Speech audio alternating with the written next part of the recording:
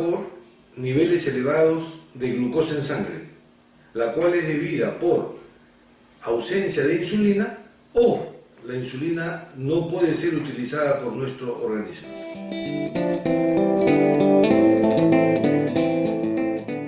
La insulina es una hormona que es secretada a nivel del páncreas. Tiene una particularidad muy especial. Va a permitir que nuestras células puedan utilizar la glucosa. De modo tal que si una persona no tiene insulina o la insulina no trabaja, la glucosa no va a poder ser utilizada por nuestras células.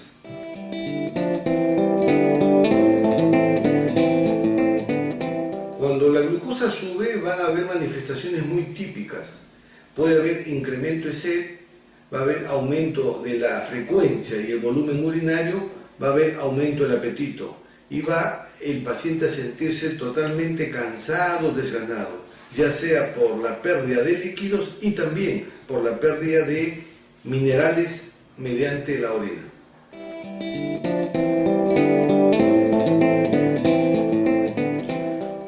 Hay un tipo de diabetes llamado diabetes tipo 1 o diabetes infanto-juvenil o también denominada insulino-dependiente.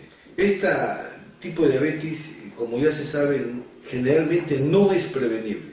Hay niños que ya están genéticamente predispuestos para ellos, estos niños no van a producir insulina. Y al no producir insulina, estos niños van a ser insulino-dependientes. Diabetes tipo 2 o diabetes del adulto. Si bien es cierto, se llama del adulto porque generalmente se presenta pasando los 40 años y generalmente en personas con sobrepeso u obesidad, hoy en día estamos viendo que este tipo de diabetes se está presentando en gente de 20, 14, 12 años. Es decir, las mismas características del paciente adulto, el cual probablemente no va a requerir insulina, pero son pacientes obesos. Es completamente distinto a los diabéticos tipo 1, los cuales sí son insulino-dependientes. La diabetes gestacional es un tipo de diabetes que solamente se presenta durante la gestación. ¿Y qué va a pasar? Durante la gestación van a haber incremento de ciertas hormonas que van a impedir que la insulina haga su efecto.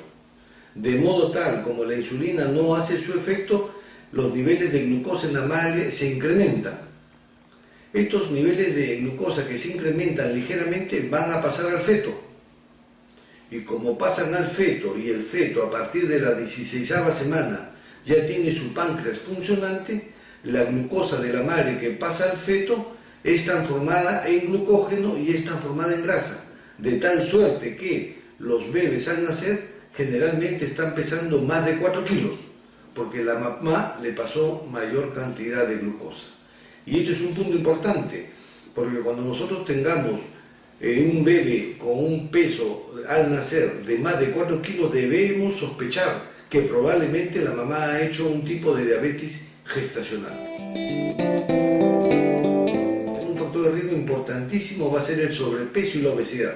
Otro factor de riesgo va a ser tener el antecedente de algún familiar diabético. Otro factor de riesgo es tener el antecedente de que la mamá ha tenido hijos por encima de 4 kilos. Hoy en día también se está asociando como factor de riesgo la hipertensión y las alteraciones en los lípidos, fundamentalmente la elevación de los triglicéridos.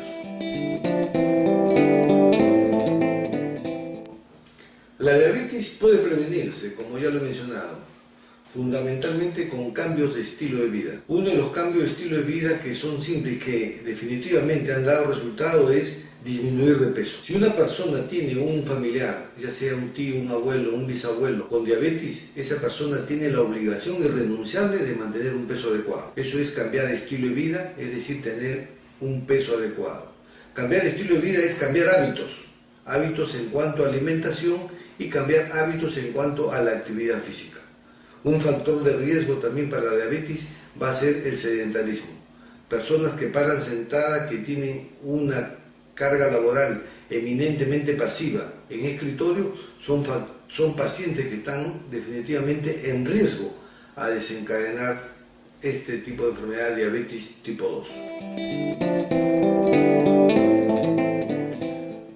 Cuando se tiene un paciente ya diagnosticado con diabetes, esta enfermedad, como les he mencionado, es totalmente manejable, es totalmente tratable, y ahí empezamos nosotros a hacer lo que se llamamos nosotros prevención de tipo ya secundaria.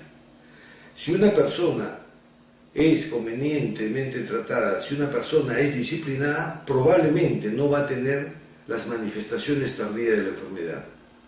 Cuando una persona al cabo de 5, 7, 10 años es completamente indisciplinada, no baja de peso, sigue fumando, no controla la presión y la glucosa está elevada, esa persona va a tener manifestaciones tardías de la enfermedad. Y en resumen, podríamos decir que las manifestaciones tardías de la enfermedad va a incidir sobre dos grandes estructuras, los pequeños vasos y los grandes vasos. Sobre los pequeños vasos, lo que llamamos nosotros la microangiopatía, vamos a tener nosotros que se daña la retina y el paciente va a la ceguera. Sobre los pequeños vasos, es decir, sobre la microangiopatía, se va a dañar el riñón y el paciente va a la insuficiencia renal crónica. Y sobre los grandes vasos, es decir, sobre la macroangiopatía, nosotros vamos a tener que los vasos de mediano y gran calibre se van a obstruir y los pacientes pueden ser motivo de que en algún momento se le amputen las piernas o que hagan también problemas de accidentes cerebrovasculares. Se estima que hoy en el mundo existan aproximadamente 300 millones de pacientes diabéticos. De estos 300 millones, prácticamente el 95% es diabetes tipo 2. Hemos mencionado en estas pocas palabras de que la diabetes es una enfermedad prevenible. Hemos mencionado también que hay factores de riesgos, siendo los factores de riesgos el sobrepeso, la obesidad, el sedentarismo y sobre todo tener algún familiar, algún tío, un abuelo con diabetes mellitus. Todas estas personas que están llamadas con factores de riesgos deberían acercarse a un centro médico o acercarse a nuestra institución para poder hacer el descarte respectivo. Porque si nosotros hacemos el diagnóstico oportuno, hacemos la prevención oportuna, definitivamente no vamos a tener las manifestaciones tardías que les he mencionado.